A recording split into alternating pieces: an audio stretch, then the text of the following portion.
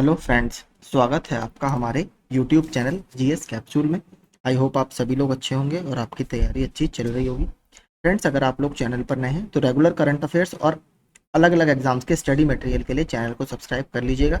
अगर आपने अभी तक वीकली करंट अफेयर्स की रिवीजन क्लास नहीं देखी है तो देख लीजिए। 10 से 16 जून तक का पूरा करंट अफेयर्स मैंने बना लिया है, जिसमें हमने 70 से ज़्यादा प्रश्नों को डिस्कस किया है। तो चलिए शुरू करते हैं। अब हम प्रैक्टिस सेट आज हम 10वां करेंगे। पहला सेक्शन हमेशा की तरह हिंदी परिज्ञान और लेखन योग्यता है। निम्नलिखित वाक्यांश के लिए एक शब्द का ये देखिए, एक्चुअल में ऊपर में गलत है, नीचे सही क्वेश्चन है आपका। वृक्ष से पत्ते गिरते हैं, इस वाक्य में कौन सा कारक है? तो जहां पर भी अलगाव या पृथक्करण का भाव होता है वहां पर क्या होता है आपका? अपादान कारक होता है। तो ऑप्शन ए यहां पर सही है। जैसे बिल्ली छत से कूदी, एक बार ये आया हुआ प्रश्न है, तो वहां पर भी अपादान कारक होगा। कामायनी के रचनाकार कौन है? तो कामायनी बहुत फेमस रचना है किसकी? जयशंकर प्रसाद सर की। इसके अलावा देखिए बाकी जो इसमें जयशंकर प्रसाद सर हैं उनकी कुछ और रचनाएं मैं आपको बता देता हूं। एक जो आती है इनकी कानन कुसुम, कानन कुसुम, ये काफी पूछी जाती है। इसके अलावा प्रेम पथिक, प्रेम पथिक, ये भी जयशंकर प्रसाद सर की है। इसके अलावा करुणालय इनकी है। महाराणा का महत्व एक है, चित्राधार। इसके अलावा शोकोच्छ्वास, अयोध्या का उद्धार, वन मिलन और प्रेम राज्य, ये कुछ और रचनाएं हैं जयशंकर प्रसाद सर की। रामधारी सिंह दिनकर सर की आपको एक पता ही होगी, बहुत फेमस है, रश्मि रथी। अगर बात करें जयशंकर प्रसाद की, तो जयशंकर प्रसाद जी जो थे वो कौन से टाइम के कवि थे? तो इन्हें छायावादी कवि, ठीक है, या छायावाद के कवि इनको माना जाता है, ये आप याद रखिएगा। एक मैथिली शरण गुप्त की भी काफी पूछता रहता है, जयद्रथ वध, ये भी आती रहती है कई बार। तो जयद्रथ वध जो है वो मैथिली शरण गुप्त जी की रचना है या काव्य कृति है। इसके अलावा एक इनकी आती है सिद्धराज, सिद्धराज भी जयशंकर सॉरी मैथिली शरण गुप्त जी की है, ठीक है, सिद्धराज। तो ये कुछ अन्य रचना है जो अलग अलग एग्जाम्स में पूछी गई है। आधुनिक हिंदी गद्य का जन्मदाता किसे कहा जाता है? बहुत रिपीटेड प्रश्न है, तो भारतेंदु हरिश्चंद्र जी को कहा जाता है। अगला देखते हैं। यह मुंह और मसूर की दाल लोकोक्ति का अर्थ बताएं। मतलब अपनी औकात से ज्यादा बढ़कर बात करना, तो अपनी औकात से बढ़कर होना या करना। दिनों का फेर होना, कहा जाता है कि दिनों का फेर है सब, या टाइम टाइम की बात है, तो भाग्य का चक्कर होना। तो ऑप्शन सी जो है इसमें बिल्कुल ठीक होगा। निम्नलिखित में कौन सा वाक्य शुद्ध है? बंदूक एक बहुत ही उपयोगी अस्त्र है। बाघ और बकरी एक घाट पर पानी पीती हैं, गलत। कई रेलवे के कर्मचारियों की गिरफ्तारी हुई, गलत। रेलवे के कई कर्मचारियों की गिरफ्तारी हुई, तो ऑर्डर इसमें गलत है। श्री कृष्ण के अनेकों, अनेक कुछ नहीं होता, अनेक शब्द होता है आपका, ठीक है, अनेक। तो आपका पहला वाला जो है ये बिल्कुल ठीक है। शायद पिताजी आ जाएं, ये किस प्रकार का वाक्य है? तो आप देखेंगे शायद इसमें लगा है, तो ये संदेहार्थक शब्द वाक्य है, ऑप्शन बी। शुद्ध वर्तनी वाला शब्द चुने, तो इसमें शूर्पणखा आपसे पूछा है, तो आपका ऑप्शन डी जो है इस तरीके से लिखा जाता है, शलजम वाला शाह इसमें आता है। इस महाकाव्य में 16 क्या है? तो 16 सर्ग हैं, ऑप्शन ए। आपने रश्मि रथी अगर पढ़ी होगी जयशंकर रामधारी सिंह दिनकर सर की, तो उसमें भी इसी तरीके की सर्ग, पंचम सर्ग, तृतीय सर्ग, इस तरीके से उसमें कुछ भाग है। आगे चलते हैं। 10वां, अर्चना अत्यंत सुंदर है, इसमें कौन सा शब्द विशेषण है? तो आपको पता होगा, जो संज्ञा सर्वनाम की विशेषता बताते हैं, तो अर्चना की विशेषता क्या है? अर्चना कैसी है? सुंदर है। तो यहाँ पर सुंदर जो है ये विशेषण शब्द है। 11वां, आप भले तो जग भला वाक्य में रेखांकित शब्द में कौन सा सर्वनाम है? आप, तो आप आपका निजवाचक सर्वनाम। सत सही में किस प्रकार का समास है या किस समास का उदाहरण है? बहुत इंपॉर्टेंट है, आता रहता है। तो सत सही, जिसका पूर्व पद आपका संख्यावाची होगा, सत मतलब 7, तो वहां पर क्या होता है? द्विगु समास होता है। जैसे पंचवटी, चौराहा।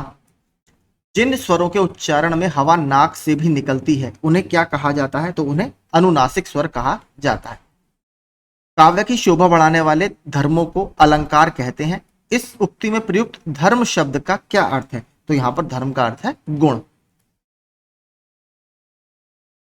कौवा के स्त्रीलिंग के निर्धारण के लिए क्या किया जाता है? तो इसके निर्धारण के लिए कौवा के पहले हम क्या लगाते हैं? मादा, ऑप्शन डी। भूमि के अंदर की जानकारी रखने वाले को क्या कहा जाता है? तो देखिए भूगोल वेत्ता यहाँ पर गलत है, भूगर्भ वेत्ता इसको कहा जाता है। भूगर्भ वेत्ता, ये आप कर लीजिएगा, इसको भूगोल वेत्ता नहीं है, भूगर्भ वेत्ता है, प्रिंटिंग मिस्टेक है इसमें। निम्नलिखित में कौन सा शब्द तत्सम नहीं है? तो कौन सा तत्सम नहीं है? तो नरक जो शब्द है, देखिए तत्सम नहीं, नरक लिखा जाता है इस तरीके से, ये आपका तत्सम है, नरक आपका तद्भव शब्द है। बाकी स्वर्ग, भूमि और खग ये सभी आपके तत्सम शब्द। निम्नलिखित में से कौन सा शब्द बादल का पर्यायवाची नहीं है? तो इसमें से बादल का पर्यायवाची क्या नहीं है? तो देखिए जलद, धन और अभ्र ये तीनों ही बादल के पर्यायवाची हैं, लेकिन तोयज, देखिए तोय जो शब्द होता है, तोय ये पानी का पर्यायवाची होता है। तोय अगर इसमें जा लगाते तो ये बन जाता है कमल। जैसे जल के पर्यायवाची, जल में अगर हम जा लगाते हैं क्या बनता है? जलज मतलब कमल। पंकज, पंख मतलब कीचड़, उसमें जा लगाते हैं तो क्योंकि कमल कीचड़ में उगता है। तो इस तरीके से ये शब्द आपका बनते हैं। स्वर्ग शब्द का विलोम क्या है? तो स्वर्ग शब्द का विलोम नरक है। नेकी कर दरिया में डाल लोकोक्ति का उपयुक्त अर्थ क्या है? तो नेकी कर दरिया में डाल का अर्थ है कि उपकार करके उसको भूल जाना। Option B.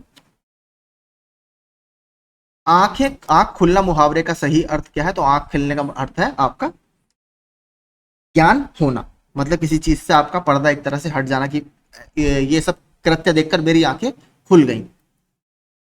निम्नलिखित में से शुद्ध वाक्य का चयन कीजिए। तो इसमें बाल पक जाने से कोई अनुभवी नहीं हो जाता, बाल पक जाने से लोग अनुभवी हो जाता है, बाल पक जाने से ही लोग अनुभवी होता है, बाल पक जाने से लोगों का अनुभव बढ़ते हैं, लोगों के अनुभव बढ़ते हैं तो सही होता। तो ऑप्शन ए यहां पर बिल्कुल ठीक है। सूक्ति का सही संधि विच्छेद क्या है? तो सूक्ति का सही संधि विच्छेद है सु प्लस उक्ति, ऑप्शन ए। अगला देखते हैं कौन से भाग में त्रुटि है, बताना है। कक्षा के सभी लड़के गुरु जी की मन से श्रद्धा करते हैं। तो श्रद्धा कर, श्रद्धा रखी जाती है, श्रद्धा रखते हैं। तो आपका ऑप्शन डी में यहां पर गलती है, पार्ट डी में गलती। आगे चलते हैं, कविता की कुछ पंक्तियां दी हैं।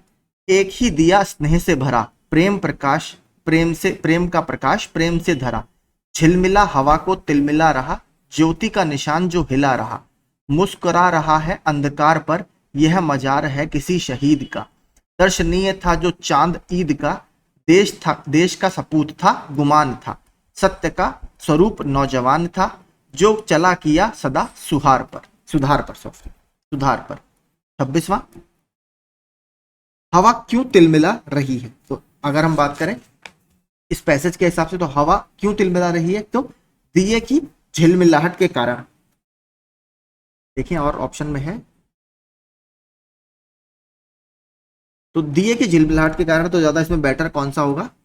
दिए के निरंतर जलन से, ऑप्शन बी।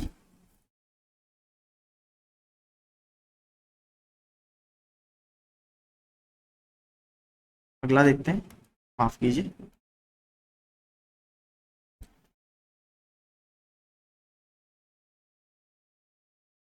ईद का चांद किसे कहा गया है? तो ईद का चांद किसे कहा गया है? ईद का चांद उस शहीद के लिए कहा गया है जिसकी मजार बनी हुई है। तो ऑप्शन शहीद, सी शहीद।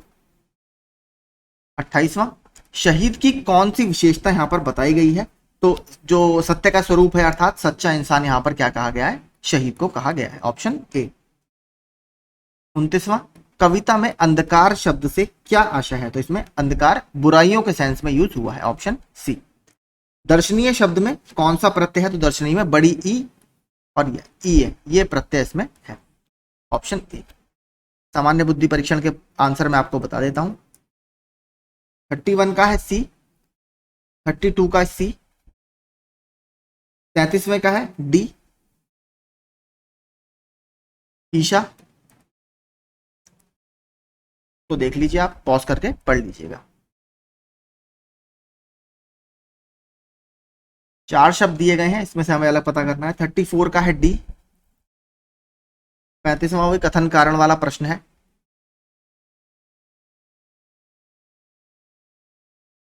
35वें का ऑप्शन है बी। 36,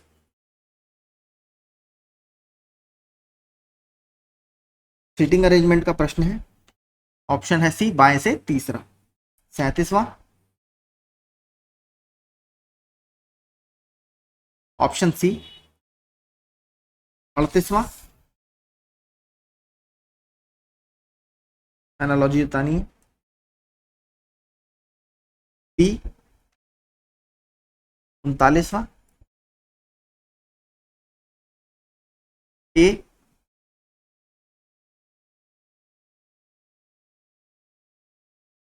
40वां देखते हैं।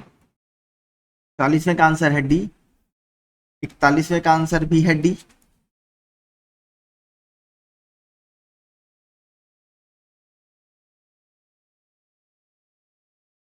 बयालीसवें का है डी, साइकोलॉजी।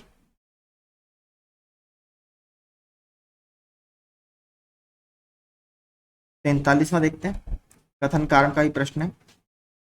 43वें का आंसर है ए। 44वें का आंसर है ए।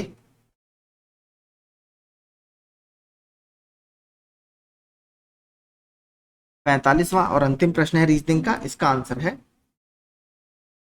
ए।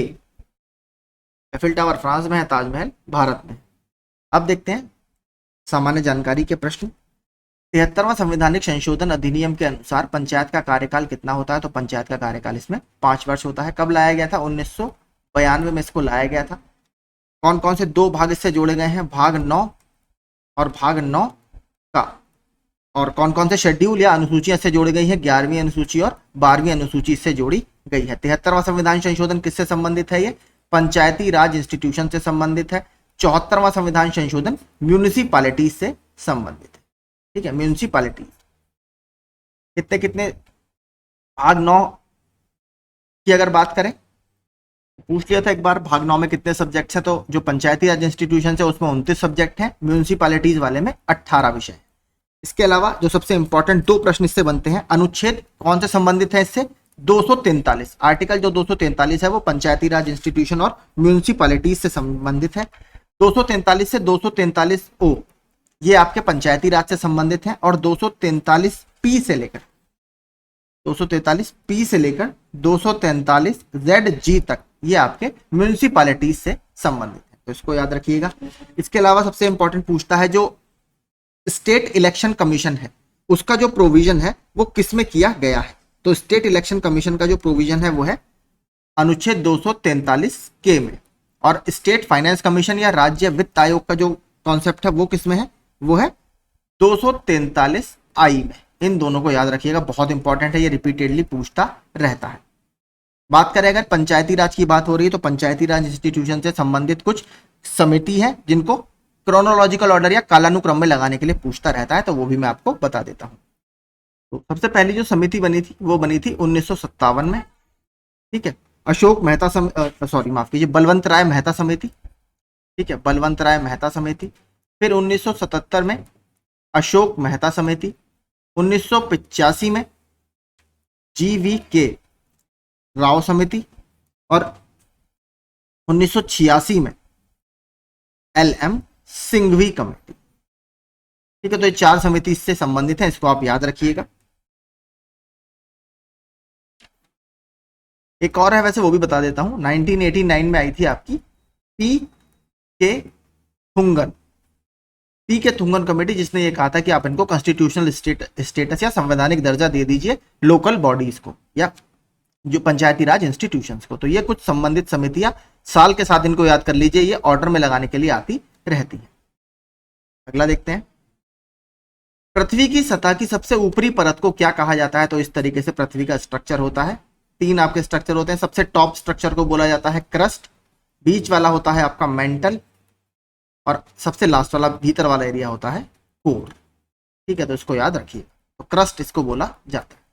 नदी डेल्टा बनाना किस प्रक्रिया का परिणाम होता है? तो ये आपका डिपोजिशन का परिणाम होता है, क्योंकि जो नदियां आती हैं, स्पेशली जो हिमालय से नदियां निकलती हैं, जो काफी लंबी रिवर्स होती हैं, वो अपने साथ आपको पता है लगातार जो मिट्टी होती है उसको लेकर जाती रहती है, लेकिन धीरे धीरे जब वो समुद्र से मिलती है या फिर जैसे गंगा नदी बंगाल की खाड़ी से मिलती है, तो वहां पर क्या होता है, जो वेग होता है नदी का वो बहुत स्लो हो जाता है, तो कंटिन्यूअस फ्लो अपना बनाए रखने के लिए नदी जो होती है मिट्टी को वहीं पर डिपॉजिट करती रहती है। तो ये डिपोजिशन के कारण एक ट्रायंगुलर शेप का वहां पर हम कह सकते हैं स्ट्रक्चर बन जाता है, जिसको डेल्टा बोला जाता है। लेकिन देखेंगे आप जो साउथ के रिवर्स है वो ज्यादातर डेल्टा नहीं बनाती, जो स्पेशली वेस्ट फ्लोइंग रिवर है वो तो एस्चुअरी बनाती हैं। तो डेल्टा ना बनाने का कारण उनका देखिए ये भी है, जो नदियों की लेंथ होती है वो थोड़ी कम होती है साउथ की, और वहां की जो चट्टाने हैं, चट्टाने काफी हार्ड है। वहां पर आपने देखा होगा जो दक्कन का पठार है वो बसाल्ट या लावा रॉक से बना हुआ है, जो थोड़ी सी इससे हार्ड होती है। और जो नॉर्थ की हमारा प्लेन है वो मोस्टली नदी जो है प्लेन से होकर गुजरती है, जिसे गंगा का उपजाऊ मैदान या इंडो गैंगेटिक प्लेन्स हम बोलते हैं। तो वहां पर इरोजन थोड़ा ज्यादा होता है, मिट्टी की क्षमता उसमें ज्यादा होती है, और गंगा की लेंथ आप देखेंगे तो लगभग 2500 किलोमीटर है, 2525 किलोमीटर। तो इसीलिए वो ज्यादा मिट्टी कैरी करती है, और जब वो डिपॉजिट करती है तो वहां पर डेल्टा बन जाता है। जो आपने देखा होगा नदी का डेल्टा है सुंदरबन डेल्टा, दुनिया का सबसे बड़ा डेल्टा उसको माना जाता है। तो ये कुछ इससे संबंधित फैक्ट्स हो गए। तो आपका किसका कारण है ये? तो ये निक्षेपण या डिपोजिशन का कारण है। आगे चलते हैं।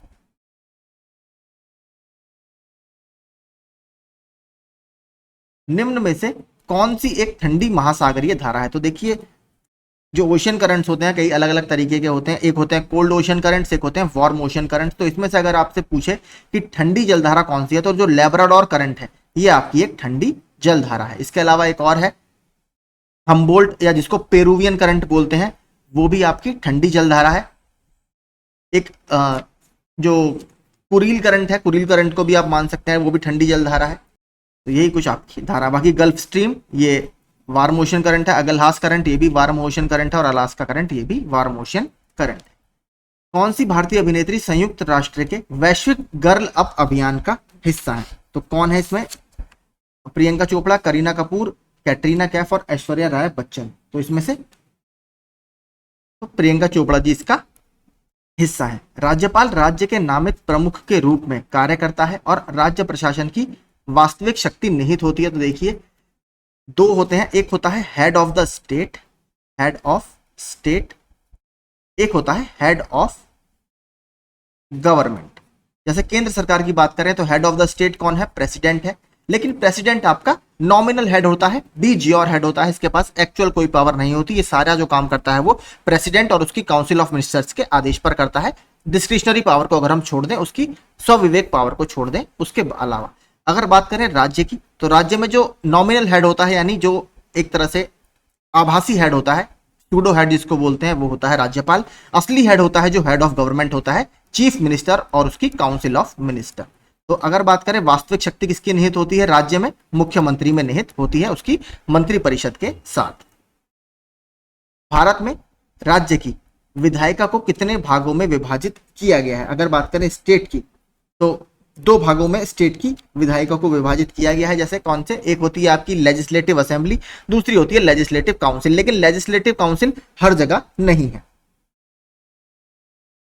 यानी हमारे यहाँ बाई कैमरल स्ट्रक्चर है, द्विसदनीय व्यवस्था है। अगर मैं दो सदन की बात करूं तो भारत के कौन कौन से राज्य में दो सदन है?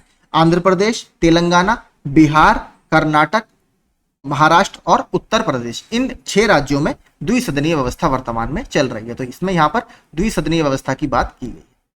निम्न किस राज्य संघ शासित प्रदेश में एक उभय या उच्च न्यायालय है? उभय मतलब आपका कॉमन। तो किसमें है? यहां पर अगर हम देखेंगे तो पंजाब, हरियाणा और चंडीगढ़ में।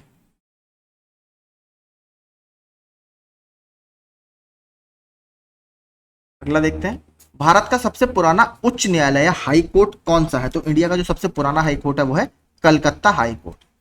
अगर बात करें कलकत्ता हाई कोर्ट की, तो 1862 में जो हमारा हाई कोर्ट एक्ट आया था 1861 का, उसके तहत 1862 में इसकी स्थापना की गई थी। और इसका जो कार्य क्षेत्र है वो वेस्ट बंगाल और किसमें है? अंडमान निकोबार जो द्वीप समूह है वो भी कलकत्ता हाई कोर्ट के अंतर्गत ही आते हैं। लक्षद्वीप किस उच्च न्यायालय के क्षेत्राधिकार के अधीन आता है? ये प्रश्न प्रीवियस ईयर क्वेश्चन का है। तो ये केरल उच्च न्यायालय या केरल हाई कोर्ट के अधीन आता है।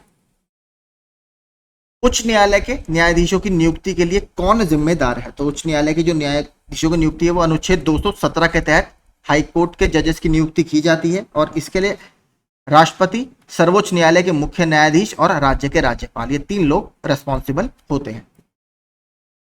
उच्च न्यायालय के मुख्य न्यायाधीश की नियुक्ति कौन करता है? उच्च न्यायालय के मतलब चीफ जस्टिस जो होता है हाई कोर्ट का कंसर्न स्टेट के, उसकी नियुक्ति कौन करता है? तो उसकी नियुक्ति राज्यपाल करता है।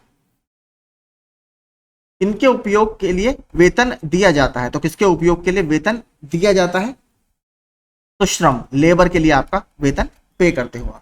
जीएसटी से क्या अभिप्राय है? गुड्स एंड सर्विसेज टैक्स, वस्तु एवं सेवा कर। जीएसटी की थोड़ी सी बात कर लेते हैं। भारत में जीएसटी कब लागू हुआ है? 1 जुलाई 2017। ठीक है। दुनिया का पहला देश कौन था जिसने जीएसटी अपनाया है? वो है फ्रांस। भारत में किस संविधान संशोधन अधिनियम के तहत ही आया है? 101 101st कॉन्स्टिट्यूशनल अमेंडमेंट एक्ट, इसके तहत जीएसटी को लाया गया है। संविधान संशोधन हमने कौन से देश के संविधान से लिया है? अनुच्छेद 368 के तहत संविधान में संशोधन किया जाता है। यह प्रोविजन हमने साउथ अफ्रीका के संविधान से लिया है। और कितनी स्लैब्स है इसमें? 4 स्लैब्स है, 5, 12, 18, 28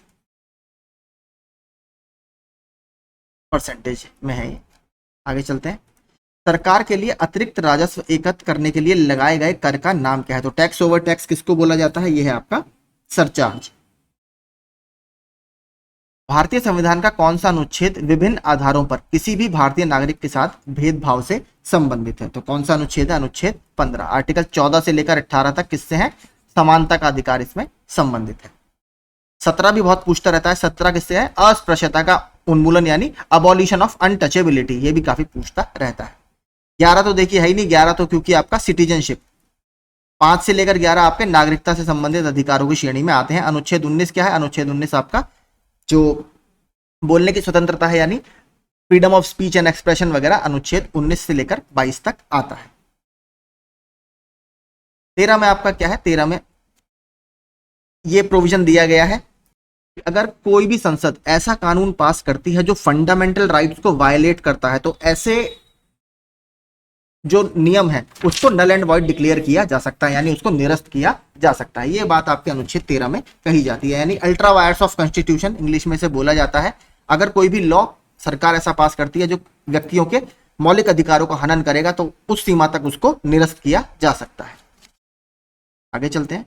सिल्वर फाइबर क्रांति निम्नलिखित में से किससे संबंधित है? देखिए गोल्डन फाइबर जो होता है ये बोला जाता है जूट को, ठीक है, गोल्डन फाइबर। और जो सिल्वर फाइबर है ये आपका कपास उत्पादन से संबंधित है।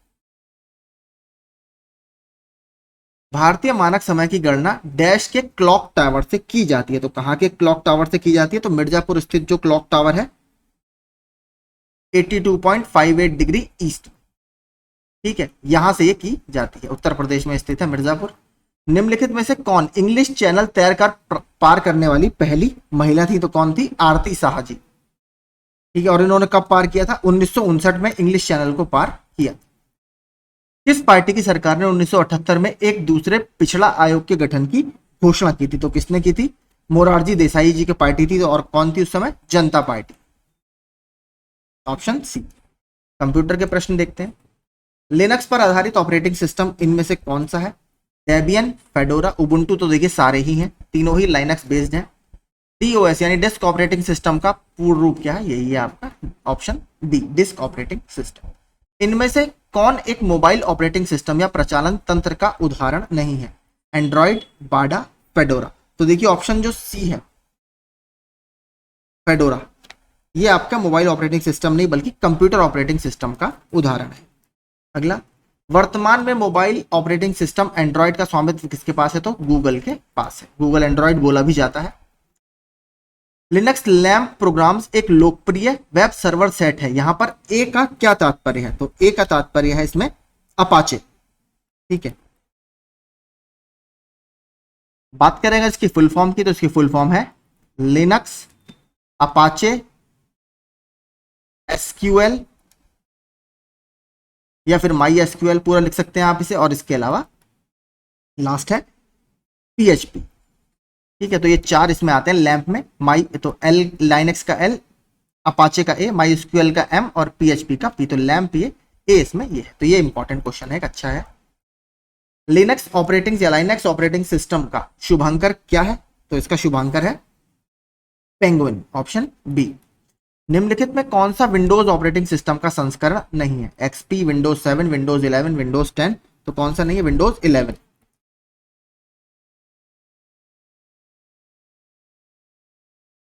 माइक्रोसॉफ्ट 10 को डैश में प्रारंभ किया गया था, तो किस साल इसको स्टार्ट किया गया है? 2015 में। माइक्रोसॉफ्ट द्वारा प्रदान की गई क्लाउड स्टोरेज सेवा निम्न में से कौन सी है? तो कौन सी है? One drive. प्रोग्रामिंग भाषाओं में इसका उपयोग करते हुए नामों के एक सेट को अन्य सेटों से अलग रखा जा सकता है, तो किसमें? Name spaces. Name spaces, option B. ये भी अच्छा प्रश्न है। किसी भी टास्क को पूर्ण करने के लिए स्टेप बाय स्टेप प्रोसीजर्स के सेट को क्या कहते हैं? तो स्टेप बाय स्टेप प्रोसीजर के सेट को एल्गोरिथम बोला जाता है, ठीक है, एल्गोरिथम। द्विआधारी बाइनरी डेटा डैश प्रतीकों द्वारा दर्शाया जाता है, तो कितने प्रतीकों द्वारा? केवल 2, 0 और 1। ग्रे कोड में क्रमिक संख्यात्मक मान केवल डैश बिट या बिट्स से भिन्न होते हैं, तो कितने? उससे केवल 1, ऑप्शन डी। निम्नलिखित में से किसका उपयोग मॉड्यूलन और वी मॉड्यूलन के लिए किया जाता है? तो इसकी फुल फॉर्म ही वही है, मॉडेम की, ठीक है। मॉड्यूलेटर और डीमॉड्यूलेटर, तो आपका मोडेम इसके लिए यूज किया जाता है।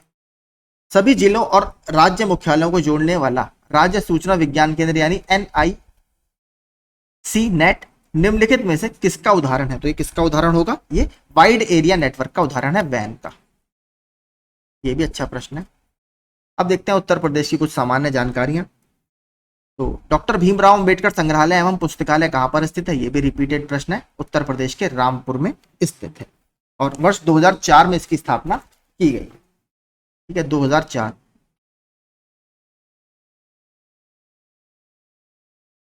बात करें अगर उत्तर प्रदेश के सबसे पुराने संग्रहालय की, तो जो राजकीय संग्रहालय है लखनऊ, ये 1863 में बना हुआ संग्रहालय है और उत्तर प्रदेश का सबसे पुराना संग्रहालय है। इसके अलावा कुछ और बताऊं अगर मैं आपको, तो राजकीय बौद्ध संग्रहालय कुशीनगर में स्थित है। एक राजकीय बौद्ध संग्रहालय पीपरहवा सिद्धार्थनगर में स्थित है। इसके अलावा अगर जैन संग्रहालय की बात करें तो आपको पता होगा मथुरा के आसपास हमें कई सारे जैन तीर्थंकरों की मूर्तियां मिली हैं, तो जो राजकीय जैन संग्रहालय है वो मथुरा में स्थित है। इसके अलावा स्वतंत्रता संग्राम संग्रहालय, ये कहां पर होगा? क्योंकि मेरठ से स्वतंत्रता संग्राम स्टार्ट हुआ था, तो ये मेरठ में ही स्थित है। इसके अलावा कुछ और भी संस्थान है, जैसे मोतीलाल नेहरू बाल संग्रहालय, ये लखनऊ में स्थित है। इसके अलावा प्रयागराज संग्रहालय, ये इसकी स्थापना 1931 में की गई है, ये भी एक संग्रहालय है। सारनाथ में भी एक म्यूजियम है, जहां पर सारनाथ स्तूप है वाराणसी के निकट, वहां पर भी एक म्यूजियम बना हुआ है। तो ये कुछ और म्यूजियम उत्तर प्रदेश में चर्चा में। वर्ष 2011 की जनगणना के अनुसार उत्तर प्रदेश में महिला साक्षरता दर क्या है? तो उत्तर प्रदेश में महिला साक्षरता दर है 57.2%। टोटल जो उत्तर प्रदेश में साक्षरता है वो है 67.7%। ये फीमेल की है। मेल की बात करें तो मेल की है 77.3%, ठीक है, तो ऑप्शन ए इसका सही होगा। किशोरी बालिका योजना वर्ष डैश में दिनों के लिए विद्यालय में उपस्थित न होने पर लड़कियों को संतुलित आहार प्रदान करने की पेशकश करती है। तो कितने दिनों में? आपका 300 दिन। और कब हुई थी ये? 2019 को ये स्टार्ट हुई।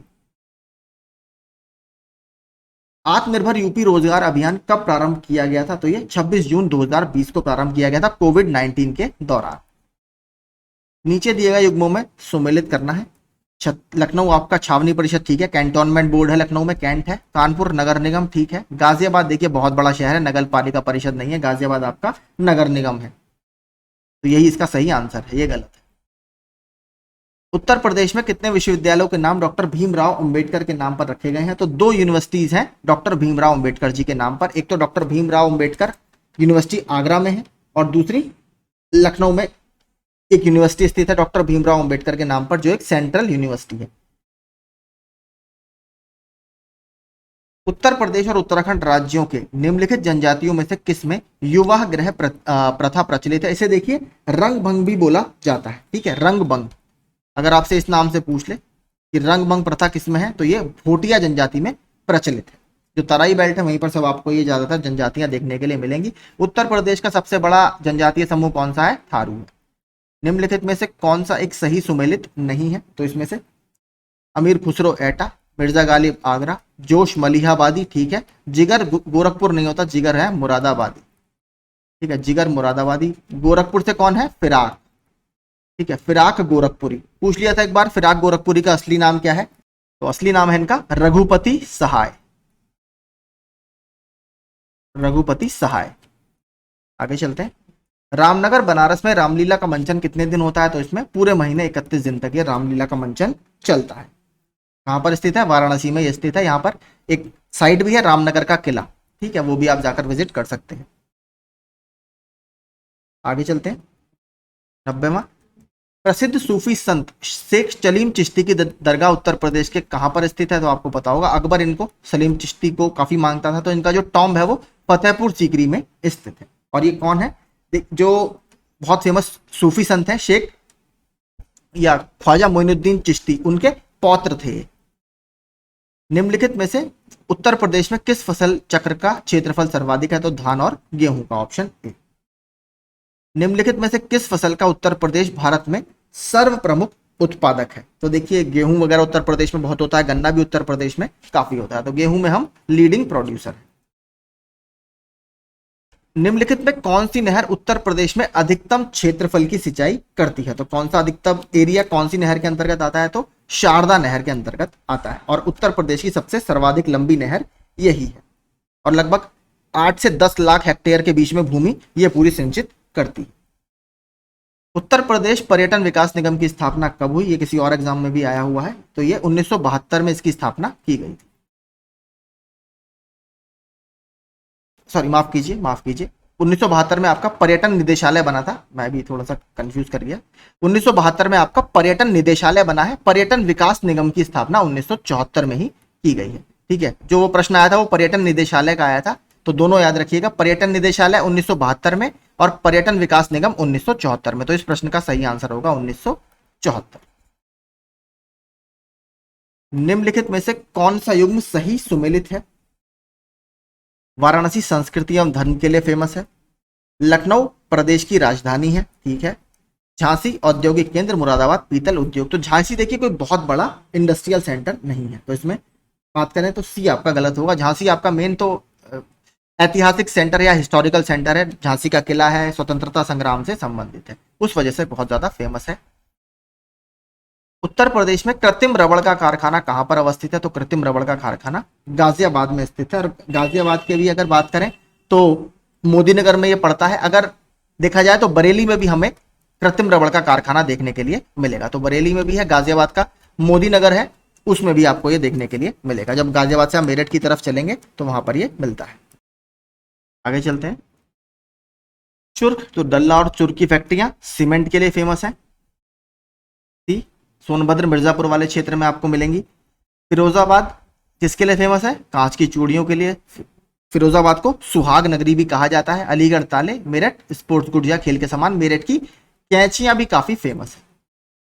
उत्तर प्रदेश में पाए जाने वाले प्रमुख खनिज कौन से हैं, तो उत्तर प्रदेश में लाइमस्टोन और डोलोमाइट काफी मिलता है। 99 में देखते हैं। यमुना एक्सप्रेसवे है, यमुना एक्सप्रेसवे के बारे में मैंने पूरा आपको बताया। लगभग 165 किलोमीटर लंबा हाईवे है। कहां से कहां तक? ग्रेटर नोएडा से आगरा तक। वर्तमान उत्तर प्रदेश में भारत के प्राचीनतम 16 महाजनपद में से कुल कितने महाजनपद स्थित थे, तो 16 में से 8 महाजनपद उत्तर प्रदेश में स्थित थे। देखिए इसका पूरा मैंने एक शॉर्ट्स बना के 30 सेकंड का डाला हुआ है, उसमें पूरी सूची है, तो आप वो जाकर देख सकते हैं। टोटल 16 महाजनपद की जानकारी हमें 2 ग्रंथों से मिलती है। एक है बुद्ध ग्रंथ या बौद्ध ग्रंथ अंगुत्तर निकाय, और दूसरा ग्रंथ है भगवती सूत्र। ठीक है, भगवती सूत्र ये आपका जैन धर्म का ग्रंथ है। तो इन दोनों में हमें 16 महाजनपद की जानकारी मिलती है। ठीक है, तो शॉर्ट्स आप वो देख लीजिएगा, काफी इंपॉर्टेंट है, क्योंकि इनकी राजधानियां जरूर आप पढ़ लिया कीजिए। राजधानी महाजनपद की मैचिंग में लगातार आती रहती है। ठीक है, तो यही आज का हमारा प्रैक्टिस सेट था। आई होप आपको सेशन अच्छा लगा होगा और एक्स्ट्रा फैक्ट्स जो मैंने आपको बताया वो आपको पसंद आए होंगे। ऐसे ही रेगुलर सेशंस के लिए आप प्लीज चैनल को सब्सक्राइब कर लीजिए। इसमें 20 प्रैक्टिस सेट है, हमने 10 कवर कर लिए हैं। ये खत्म होते ही मैं कोई दूसरी मार्केट में जो बुक अवेलेबल है वो भी आपको कराऊंगा, जिससे आपकी तैयारी अच्छी हो जाए। Thank you so much.